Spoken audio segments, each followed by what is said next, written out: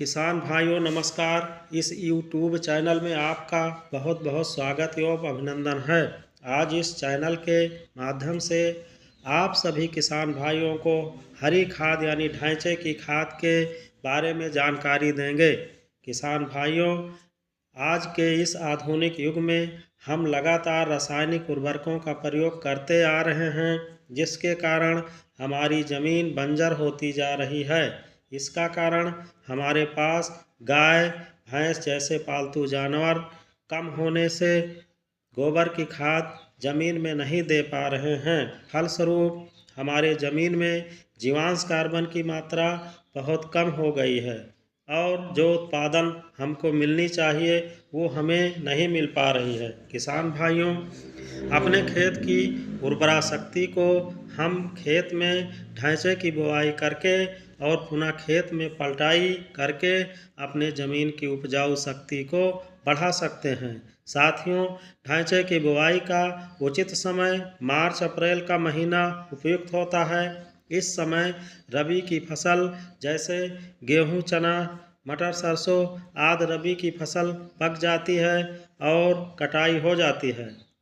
हमारे खेत खरीफ की बुआई यानी धान फसल की रोपाई तक खाली पड़ी रहती है। इस खाली समय में हम अपने खेत में ढांचे की फसल की बुआई करके पलटाई कर अपने खेत की उर्वरा शक्ति को अधिक से अधिक बढ़ा सकते हैं।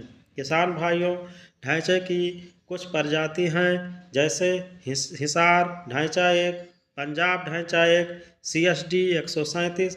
यह ढांचा की बहुत अच्छी प्रजाति हैं। इसकी बुआई से अधिक हरी खाद प्राप्त होती है। ढांचे की बीज की मात्रा की बात करें तो प्रति हेक्टेयर 40 किलो बीज पर्याप्त होता है। ढांचे की फसल में कम सिंचाई की आवश्यकता होती है, 2-3 सिंचाई पर्याप्त होती है। हम पहली सिंचाई बुआई से 20 दिन बाद करते हैं और सिंचाई आवश्यकता अनुसार करते रहते हैं।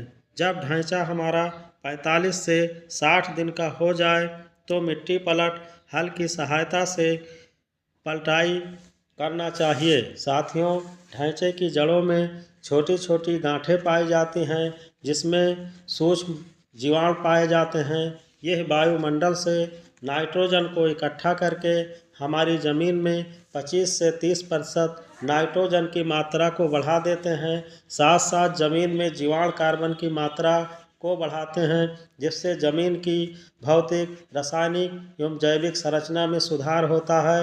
वीडियो अच्छा लगे तो सब्सक्राइब एवं लाइक ज़रूर करें। फिर मिलेंगे नए वीडियो के साथ, तब तक के लिए धन्यवाद।